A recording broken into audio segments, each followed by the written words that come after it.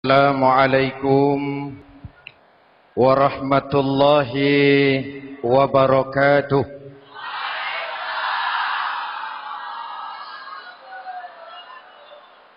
Alhamdulillahi rabbil alamin. Wassalatu wassalamu ala asyrafil mursalin Sayyidina wa maulana Muhammadin wa ala alihi wa sahbihi ajma'in, amma ba'du. Saudara-saudara kaum muslimin yang berbahagia, hadirin, kesempatan malam ini saya ingin cerita akhirat saja. Sudah pernah ke akhirat belum? Mau? Kalau mau saya daftar, besok berangkat. Salah satu rukun iman yang 6, percaya kepada adanya akhirat. Satu saat alam ini akan hancur sehancur-hancurnya. Bumi, gempa, gunung meletus, air laut tumpah ke darat, planet-planet bertabrakan, halilintar menyambar, angin topan bertiup. Semua yang bernama hidup, mati, itu kiamat. Lalu kita akan dibangkitkan di padang mahsyar, dibangkitkan dari kubur kita masing-masing. Dan subhanallah, pada saat bangkit dari kubur itu, keadaan muka kita ini menurut satu riwayat berubah menurut amalan kita masing-masing. Jangan heran nanti ada yang dibangkitkan dari kuburnya itu mukanya berubah jadi muka tikus. Hebat sekali, badannya badan manusia, tangannya tangan manusia, mukanya muka tikus. Sebab apa? Sebab waktu di dunia amalannya amalan tikus. Apa amalan tikus itu? Suka menggeragoti barang yang disimpan rapi-rapi.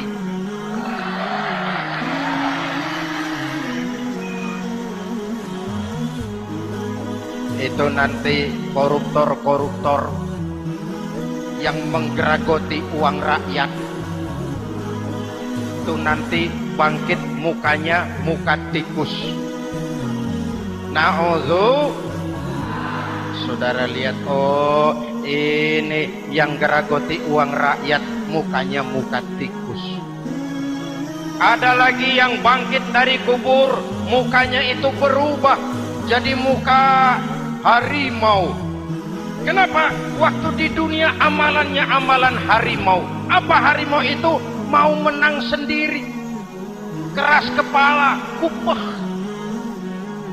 Di mana ada hutan, rajanya pasti harimau. Padahal hutan belum pernah bikin pemilihan umum. Betul? Tapi harimau tidak peduli ada pemilihan umum atau tidak, saya raja hutan.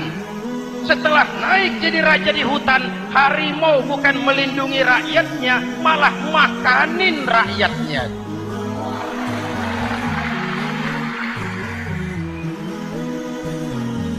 Orang-orang yang mau benar sendiri. Ada lagi yang bangkit dari kubur gagah, mukanya muka ketek. Sebab apa? Waktu di dunia amalannya amalan ketek. Apa ketek itu? Rakus, serakah, tamak. Coba, ketek itu kasih pisang dimakan, berikan lagi, pegang, berikan lagi, kakinya yang megang, temannya diberikan, masih dirampas juga. Ketek. Serakah, kalau mental ketek masih gentayangan di republik ini, maka pemerataan cuman akan jadi dongeng. Kaum muslimin yang berbahagia, pada saat itu di akhirat nanti setiap orang sibuk dengan urusannya sendiri-sendiri. boleh jadi setiap kita lalu akan dimintakan pertanggungjawaban jawab. Boleh jadi orang tua tidak sempat lagi mengingat anaknya, saudara tidak lagi sempat memikirkan saudaranya. Tiap orang akan dimintakan pertanggungjawaban jawab. Dalam kondisi seperti itu, Rasulullah mengajarkan sab'atun yudhilluhumullahu yawma la dhilla illa zilluh. Ada 7 golongan manusia yang di akhirat nanti akan langsung mendapat perlindungan dari Allah Subhanahu wa ta'ala. Orang lain sibuk, dia tenang. Orang lain resah dan gelisah, dia ayem. Kenapa? Mendapat perlindungan dari Allah. Sebab ketika di dunia ia memberikan perlindungan kepada orang banyak. Siapa mereka? Mudah-mudahan kita termasuk salah satu di dalamnya. Mencari perlindungan Allah lebih-lebih dalam situasi sekarang ini. Pertama, imamun adil. Yang akan mendapat perlindungan langsung dari Allah adalah pemimpin yang adil. Sebab apa? Pemimpin yang adil melindungi banyak rakyat, maka pantas di akhirat dilindungi oleh Allah Subhanahu. Kita ini kan zon politik kan. Kita ini makhluk yang tidak mungkin hidup sendiri-sendiri. Untuk melaksanakan hajat bersama, kita memerlukan pemimpin. Memilih pemimpin itu tidak sulit. Dalam fikih, ketika sholat, itu dijelaskan bagaimana cara memilih imam. Siapa yang diangkat jadi imam? Pertama, a'lamuhum. Orang yang paling alim di kampungmu siapa? Angkat jadi imam. Yang paling alim, paling menguasai persoalan, sehingga bisa membawa bangsa keluar dari kesulitan. Pemimpin yang bisa menyelesaikan masalah, bukan yang menimbulkan masalah.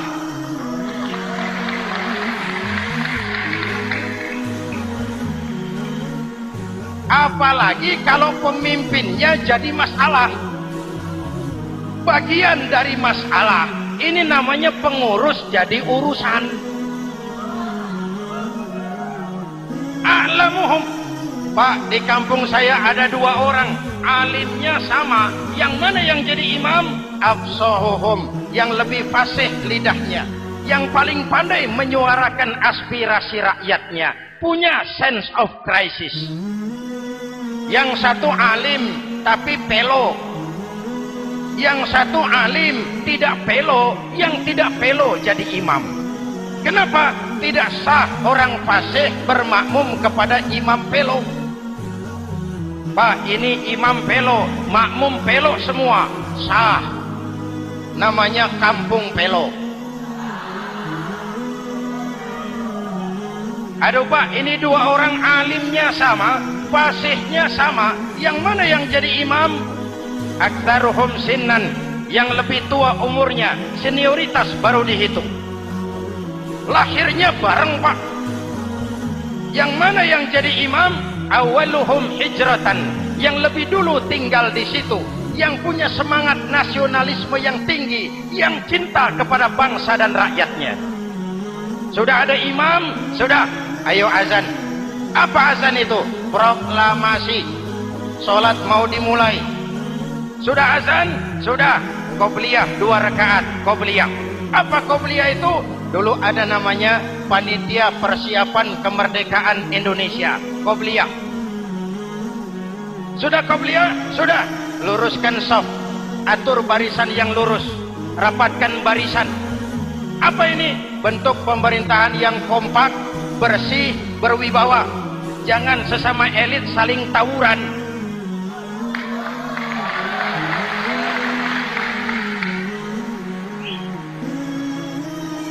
Luruskan shaf.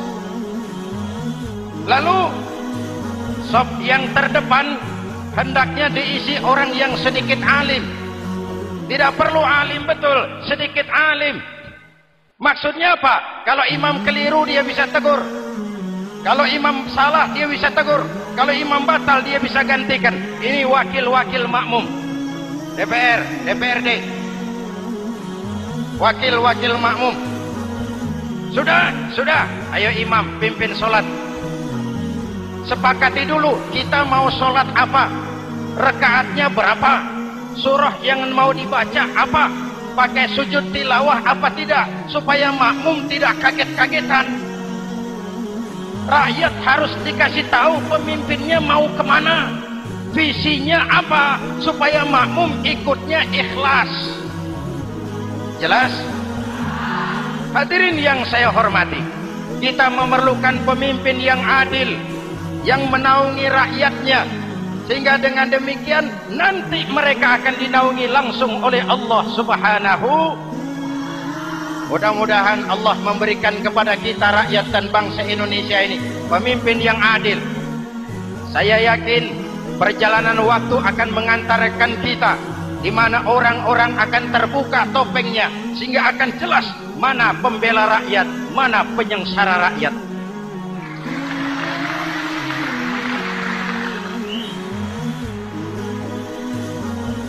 Lalu sebenarnya tiap kita ini kan pemimpin. Pak Lurah pemimpin di kelurahannya, Pak Camat pemimpin di kecamatannya, kepala suami pemimpin di rumah tangganya, anak muda pemimpin bagi dirinya. Dan setiap kita akan dimintakan pertanggungan jawab tentang apa yang kita pimpin. Marilah setiap kita berusaha menjadi pemimpin yang adil. Satu. Yang kedua, syab nasya'a fi ibadatillah, anak muda yang tekun beribadah kepada Allah. Amin. Remaja adalah masa depan kita semua. Akan bagaimana Republik Indonesia, bahkan akan bagaimana Islam di Republik Indonesia 20, 30, 40 tahun yang akan datang, anak-anak kita jawabannya. Jelas? Maka menghancurkan Islam tidak usah menyegel masjid, tidak usah menutup pesantren, tidak perlu melarang pengajian. Cukup dengan meracuni remaja dan pemuda Islam, menjauhkan mereka dari agama dan ulama. Kalau mereka sudah jauh dari agama dan ulama, tinggal menunggu pergantian generasi.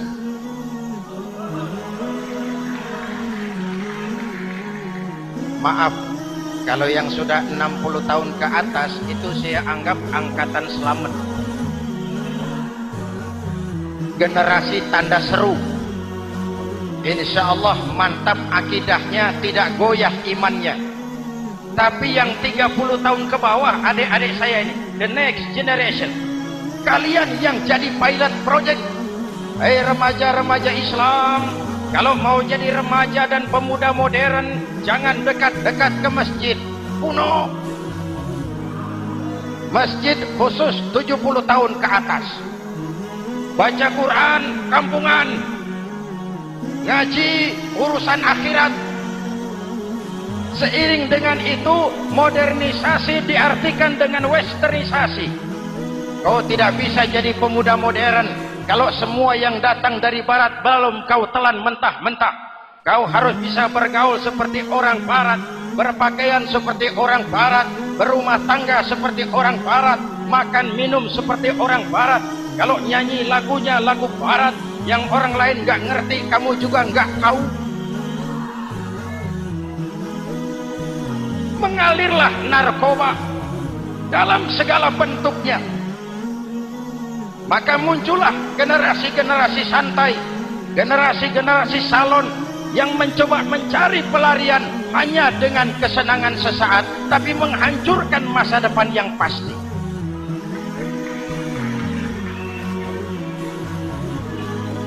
Maka mengalirlah free love, free sex, samenleben, hidup bersama di luar nikah alias kumpul.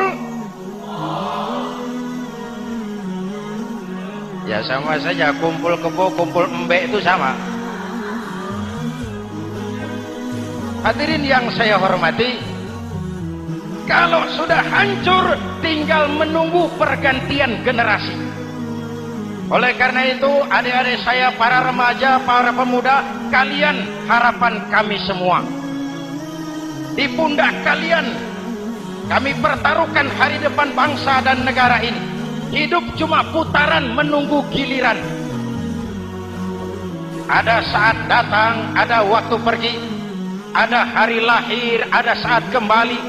Ada hari dilantik, ada saat untuk menyerahkan jabatan. Hidup cuma sekadar menunggu giliran. Karena itu kepada kalian saya ingatkan satu ucapan orang bijak. Hai anak muda, berpikirlah kau di waktu pagi, bekerjalah di waktu siang, makanlah di waktu sore, dan tidurlah di waktu malam.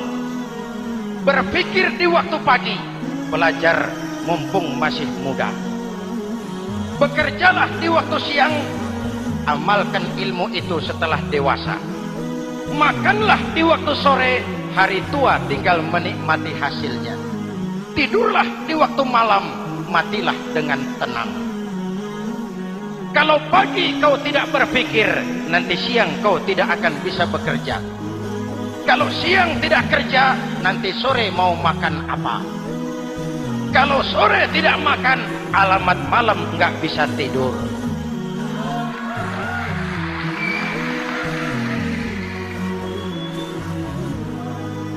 Kalau waktu remaja, waktu muda maunya santai-santai saja, dewasanya bingung. Kalau dewasanya bingung, hari tua terlunta-lunta. Kalau hari tua terlunta-lunta, matinya menteleng. Maka lebih baik makan singkong betulan daripada makan roti mimpi. Ayo, makan singkong betulan, makan roti mimpi, lebih bagus mana? Lebih bagus makan roti betulan. Kalau perlu, lebih baik sekolah sambil dagang koran, sekolah sambil parkir mobil, sekolah sambil semir sepatu, daripada petatang peteteng tanpa prospek hari depan yang ada artinya.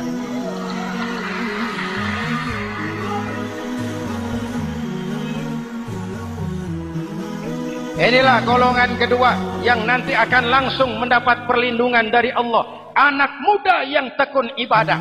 Kalau orang tua tekun ibadah, pantas. Orang tua rajin ibadah, tidak istimewa. Masya Allah Pak, itu orang tahajudnya hebat, wirid yasinnya mantap, puasanya luar biasa, zikirnya mantap. Umurnya berapa? 70. Wajar. Lalarwi sanjo. Sudah larut senja. Kalau 70 masih jadi preman, kapan tobatnya? Tapi kalau ada anak muda, darahnya masih mengalir dengan panas, keinginannya masih sejuta khayal, dia bisa salurkan di jalan Allah, itu amat disukai Allah, dan itu akan mendapat perlindungan langsung dari Allah Subhanahu. Hadirin kaum muslimin di seluruh tanah air yang saya cintai, sekarang kita sampai kepada golongan ketiga yang nanti dinaungi Allah. Itu siapa? Rajulun qalbuhu mu'allaqun bil masajid. Seseorang yang hatinya selalu terpaut kepada masjid. Masjid memang tempat melaksanakan sholat, tapi lebih dari itu dia adalah pusat kegiatan umat. Umat Islam dengan masjid seperti ikan dengan air, tidak boleh berpisah. Sehingga ada hadis qudsi mengajarkan, inna buyuti fil ardil masajid wa inna zuwari fiha ummaruha. Rumahku di permukaan bumi adalah masjid. Orang-orang yang memakmurkan masjid adalah tamuku. Dari masjidlah terpancar semangat silaturahmi, dan itu yang sangat kita perlukan sekarang. Di tengah-tengah kerentanan kita sebagai bangsa, masjid harus jadi lem perekat. Di sini siapapun yang datang mengucapkan assalamualaikum, betul? Menebarkan salam, menebarkan rasa damai, bersalaman. Kata Nabi, ma min muslimaini yaltaqiyani fayatasafahani illa ghafarallahu dzunubahuma. Apabila dua orang Islam bertemu lalu bersalam-salaman, Allah akan menghapuskan dosa yang terjadi di antara kedua orang itu. Bangsa kita sedang rentan perpecahan. Benih-benih disintegrasi bertebaran di mana-mana. Maka mari kita kembali ke masjid untuk menyusun semangat kebersamaan, meluruskan saf, merapatkan barisan, dan menerjemahkannya di luar masjid. Ini ada kaitannya dengan faktor yang keempat, yang langsung dilindungi Allah. Siapa mereka? Rajulani tahabba fillahi ijtama'a alaihi wa tafarraqa alaihi. Dua orang yang bersaudara, bertemu karena Allah, berpisah karena Allah. Itu akan dilindungi langsung oleh Allah di hari akhirat nanti. Dua orang bersaudara, bertemu karena Allah, berpisah pun juga karena Allah. Tadi dalam perjalanan ke sini saya melalui sebuah desa. Masih ada sisa-sisa tawuran antar desa. Saya tidak sebutkan desanya, itu rahasia perusahaan. Saya cuma prihatin siapa lawan siapa. Siapa yang kita bakar rumahnya, siapa yang kita sambiti dengan batu, siapa yang kita rugikan, padahal urusannya kadang-kadang sepele. Di satu desa misalnya cuma urusan kaset jadi tawuran antar desa. Ini kan hal yang sangat sepele, padahal Nabi mengajarkan dengan keras, kalau dua orang Islam saling bertengkar, al-qatil wal maktul finnar, yang membunuh dan yang dibunuh dua-duanya neraka. Sahabat bertanya, ya Rasul, kalau yang membunuh masuk neraka pantas, kenapa yang dibunuh neraka juga? Rasulullah senyum lalu berkata, yang dibunuh pun sudah punya niat membunuh, cuma keduluan dibunuh. Andai kata tidak dibunuh, dia yang akan membunuh. Mari kita renungkan, kenapa sebagai bangsa kita seperti tercabut dari akar budaya kita. Kita jadi beringas, kita jadi brutal untuk hal yang sepele.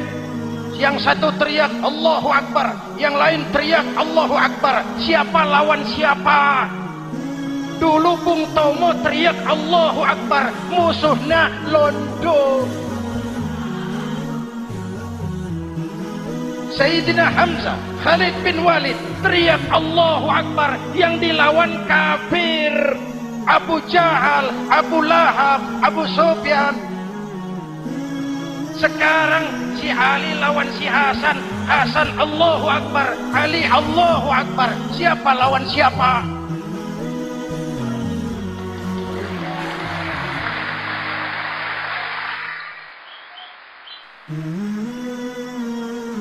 Kenapa kita jadi begitu mudah menggunakan nama Tuhan untuk melampiaskan ambisi pribadi? Kenapa Allahu Akbar yang begitu sakral kita lepas cuma untuk pelampiasan sebuah dendam? Dua orang yang bersaudara, bertemu karena Allah, berpisah karena Allah. Itu ukurannya. Kau di jalan Allah, kau saudaraku. Keluar dari jalan Allah, selesai persaudaraan sampai di sini.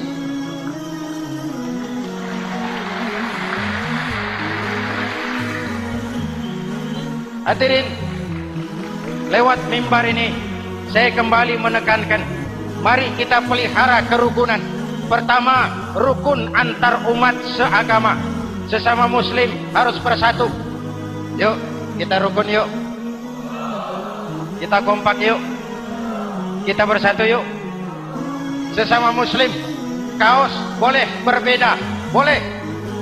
Jaket boleh tidak sama, silakan. Paham politik boleh berbeda, boleh. Kau lewat sana, saya lewat sini, nanti kita ketemu di sana. Betul?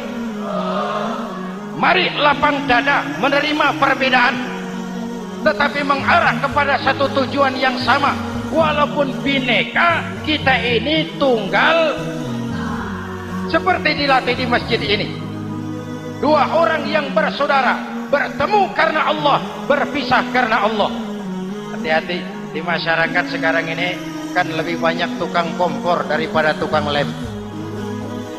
Tahu tukang kompor? Hangati sana, panasi sini, bakar sana, sulut sini. Terbakar kita, dia lari tepuk tangan. Udah capek kita rakyat diobok-obok. Udah capek kita rakyat dialamatkan, dijadikan address. Semua kalau pidato demi rakyat, untuk rakyat, buat rakyat, padahal nggak pernah kenal sama rakyat. Kita cuma jadi alamat. Mari kita kokohkan akar kebersamaan. Kita sama-sama anak Ibu Pertiwi. Di negeri ini kita dilahirkan. Air negeri ini yang kita minum. Udara negeri ini yang kita hirup. Kalian remaja, kalian pemuda lebih bertanggung jawab karena kalian anak Ibu Pertiwi.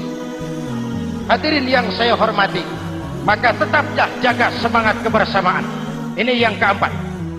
Yang kelima, rajulun zakarallaha khalian fafadat ainahu. Seseorang yang mengingat Allah dalam kesunyian lalu berlinang air matanya. Tengah malam, dikala orang sedang tidur, dia bangun munajat. Gemersik tikar tersentuh tangan, laksana lambaian tangan malaikat maut datang hendak merenggut nyawa. Terbayang dosa yang pernah dia kerjakan, air mata berurai membasahi pipi tanpa terasa. Orang yang munajat semacam itu nanti langsung mendapat perlindungan dari Allah Subhanahu. Saya pernah baca hadis qudsi, merinding bulu kuduk saya. Mendengar hadis qudsi ini, terbayang Indonesia saya, Indonesiaku, Indonesiamu, Indonesia kita semua. Apa kata Allah dalam hadis qudsi? Inni la ahammu bi'azabi ibadi. Kadang-kadang aku muak melihat tingkah laku manusia. Aku kepengen turunkan azab. Kalau azab turun di bumi, kita sudah merasakan banjir di mana-mana. Manado banjir, Sumatera Barat banjir, Jambi banjir, Bengkulu, tanah longsor di Purworejo, Cilacap banjir, Sukabumi gempa, Pandeglang gempa, ekonomi terpuruk, antar kampung tawuran, antar elit di atas tawuran.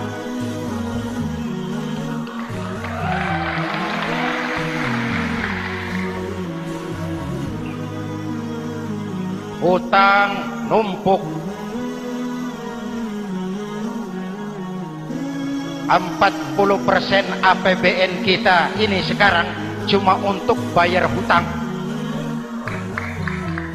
Itu pun dengan asumsi dolar 7.000, 9.000, artinya sekitar 50% APBN kita untuk bayar hutang. Untungnya sekarang ini yang agak menolong, harga minyak membaik di pasaran internasional.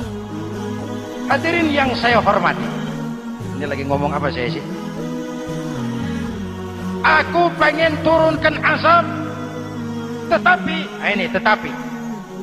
kata Allah, ketika aku melihat orang-orang tua yang sujud di keheningan malam, bayi-bayi tanpa dosa masih menyujud. Hadis qudsi mengajarkan, inna buyuti fil ardil masajid wa inna zuwari fiha ummaruha. Rumahku di permukaan bumi adalah masjid.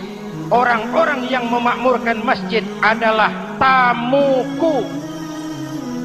Dari masjidlah terpancar semangat silaturahmi. Dan itu yang sangat kita perlukan sekarang. Di tengah-tengah kerentanan kita sebagai bangsa, masjid harus jadi lem perekat. Di sini siapapun yang datang mengucapkan assalamualaikum. Betul? Menebarkan salam, menebarkan rasa damai, bersalaman. Kata Nabi, ma min muslimaini yaltaqiyani wa yatasafahani illa ghafarallahu dzunubahuma. Apabila dua orang Islam bertemu lalu bersalam-salaman, Allah akan menghapuskan dosa yang terjadi di antara kedua orang itu. Bangsa kita sedang rentan perpecahan. benih-benih disintegrasi bertebaran di mana-mana. Maka mari kita kembali ke masjid untuk menyusun semangat kebersamaan, meluruskan saf, merapatkan barisan, dan menerjemahkannya di luar masjid. Ini ada kaitannya dengan faktor yang keempat yang langsung dilindungi Allah. Siapa mereka? Rajulani tahabba billahi ijtama'a alaihi wa tafarraqa alaihi. Dua orang yang bersaudara, bertemu karena Allah, berpisah karena Allah. Itu akan dilindungi langsung oleh Allah di hari akhirat nanti. Dua orang bersaudara, bertemu karena Allah, berpisah pun juga karena Allah. Tadi dalam perjalanan ke sini saya melalui sebuah desa. Masih ada sisa-sisa tawuran antar desa. Saya tidak sebutkan desanya, itu rahasia perusahaan. Saya cuma prihatin siapa lawan siapa. Siapa yang kita bakar rumahnya, siapa yang kita sambiti dengan batu, siapa yang kita rugikan, padahal urusannya kadang-kadang sepele. Di satu desa misalnya cuma urusan kaset jadi tawuran antar desa. Ini kan hal yang sangat sepele, padahal Nabi mengajarkan dengan keras, kalau dua orang Islam saling bertengkar, al-qatil wal maktul finnar, yang membunuh dan yang dibunuh dua-duanya neraka. Sahabat bertanya, ya Rasul, kalau yang membunuh masuk neraka pantas, kenapa yang dibunuh neraka juga? Rasulullah senyum lalu berkata, yang dibunuh pun sudah punya niat membunuh, cuma keduluan dibunuh. Andai kata tidak dibunuh, dia yang akan membunuh. Mari kita renungkan, kenapa sebagai bangsa kita seperti tercabut dari akar budaya kita. Kita jadi beringas, kita jadi brutal untuk hal yang sepele. Yang satu teriak Allahu Akbar, yang lain teriak Allahu Akbar. Siapa lawan siapa? Dulu Bung Tomo teriak Allahu Akbar, musuhnya londo. Sayyidina Hamzah, Khalid bin Walid teriak Allahu Akbar, yang dilawan kafir. Abu Jahal, Abu Lahab, Abu Sufyan. Sekarang si Ali lawan si Hasan, Hasan Allahu Akbar, Ali Allahu Akbar. Siapa lawan siapa?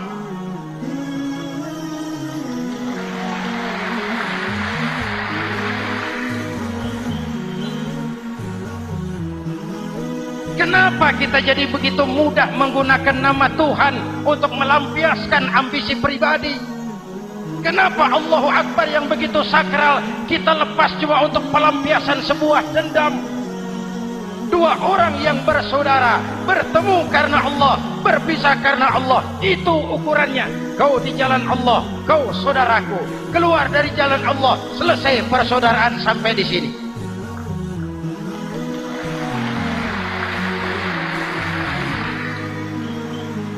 Hadirin, lewat mimbar ini saya kembali menekankan, mari kita pelihara kerukunan. Pertama, rukun antar umat seagama, sesama muslim harus bersatu. Yuk, kita rukun yuk. Kita kompak yuk. Kita bersatu yuk. Sesama muslim, kaos boleh berbeda, boleh. Jaket boleh tidak sama, silakan. Paham politik boleh berbeda, boleh. Kau lewat sana, saya lewat sini, nanti kita ketemu di sana. Betul?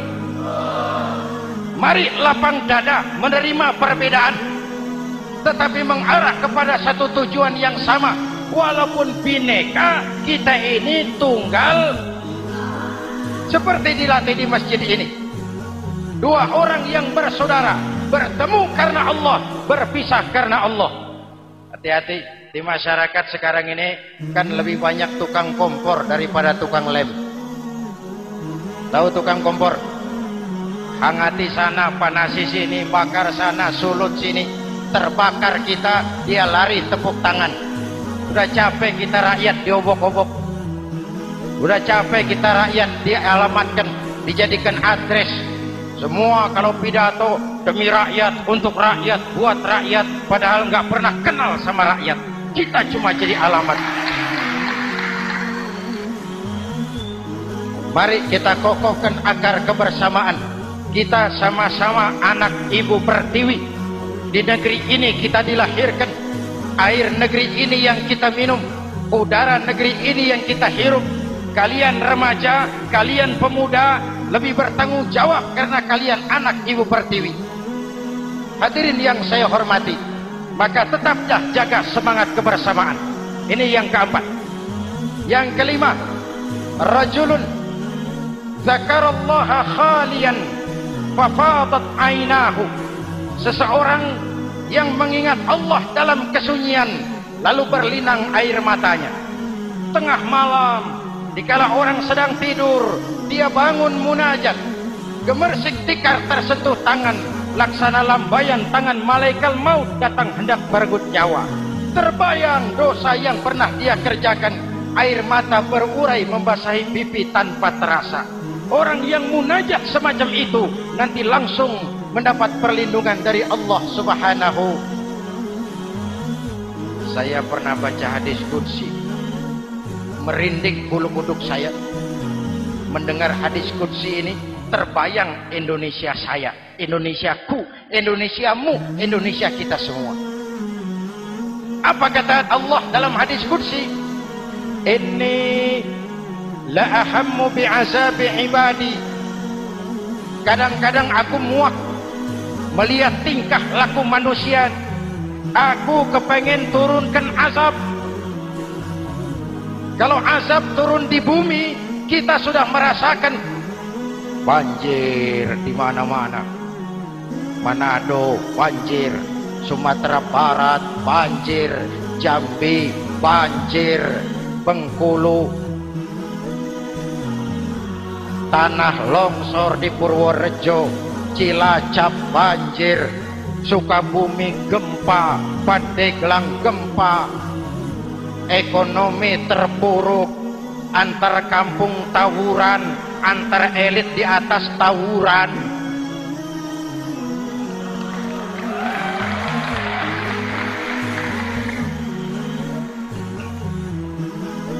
Hutang numpuk. 40% APBN kita ini sekarang cuma untuk bayar hutang. Itu pun dengan asumsi dolar 7.000, 9.000, artinya sekitar 50% APBN kita untuk bayar hutang. Untungnya sekarang ini yang agak menolong, harga minyak membaik di pasaran internasional. Hadirin yang saya hormati, ini lagi ngomong apa saya sih? Aku pengen turunkan azab, tetapi kata Allah, ketika aku melihat orang-orang tua yang sujud di keheningan malam, bayi-bayi tanpa dosa masih menyusu, binatang ternak melata mencari makan, murkaku surut, azab aku tarik kembali. Ayo renungkan hadis ini. Allah mau marah nggak jadi, azab ditarik, kesulitan diangkat, pertolongan datang, ada yang meredam murka Allah. Allah mau marah nggak jadi. Kenapa? Orang-orang tua yang tengah malam sujud sambil berlinang air mata, itu yang meredam murka Allah. Yang ikhlas menangis kepada Allah, bukan menangis berdasarkan pesanan. Ini kan sekarang apa yang nggak bisa dipesan? Istighosah pesanan, demo pesanan, 10.000 berangkat. Ngerti apa enggak urusan soal lain.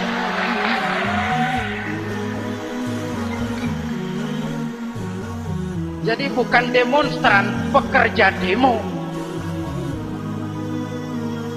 Orang tua yang ikhlas nangis kepada Allah di keheningan malam.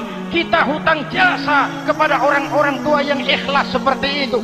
Itu yang menjaga keselamatan bangsa. Allah mau murka nggak jadi, sepanjang masih banyak orang-orang tua yang sujud di tengah malam.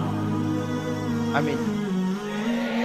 Yang kedua, bayi tanpa dosa masih menyusu. Tanpa dosa. Binatang melata mencari makan. Sekarang bagaimana kesulitan, gak mau panjang. Mengamalkan hadisnya terbalik. Yang disuruh itu orang tua tengah malam sujud. Bayi tanpa dosa nyusu. Sekarang ini orang tua tengah malam nyusu. Bayi tanpa dosa dibuang ke tempat sampah. Akibat pergaulan bebas, bayi tanpa dosa dibuang ke tempat sampah. Orang tua tengah malam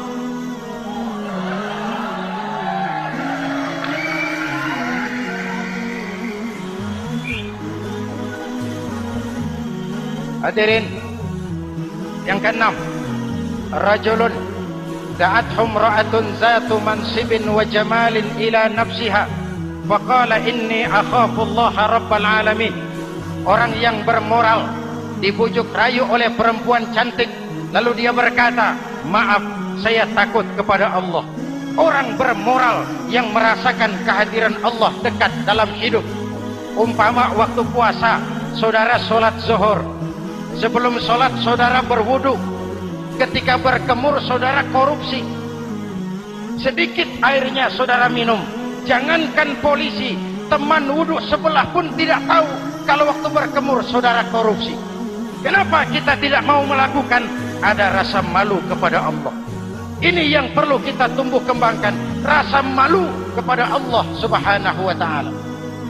Yang ketujuh, rajulun tasaddaqa bi shadaqatin fa akhfaha. Orang yang bersedekah lalu disembunyikan sehingga tangan kiri tidak tahu apa yang diberikan oleh tangan kanan. Orang yang punya kepedulian tinggi tetapi ikhlas menolong yatim, membantu sesama dalam rangka menegakkan masyarakat yang adil dan makmur. Mari kita mohon kepada Allah, semoga kita semua senantiasa dalam perlindungannya di dunia ini dan lebih-lebih di akhirat nanti. Al-Fatihah. Siratal ladzina an'amta 'alaihim ghairil maghdubi 'alaihim waladdallin. Amin. Bismillahirrahmanirrahim.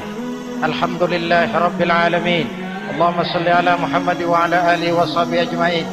Rabbana taqabbal minna salatana wa siyamana wa qiyamana wa takhashu'ana wa ta'abbudana wa tammim taqsirana ya arhamar rahimin. Allahumma ja'alna minas su'ada'il maqbulin wa la taj'alna minal ashqiya'il mardudin. Rabbana zalamna anfusana wa illam taghfir lana wa tarhamna lanakunanna minal khasirin. Afdalu ma qultuhu ana wan nabiyyuna min qabli la ilaha illallah.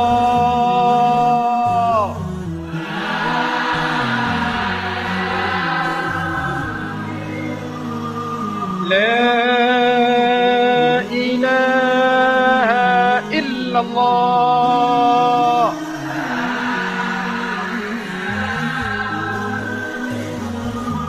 Muhammadur Rasulullah.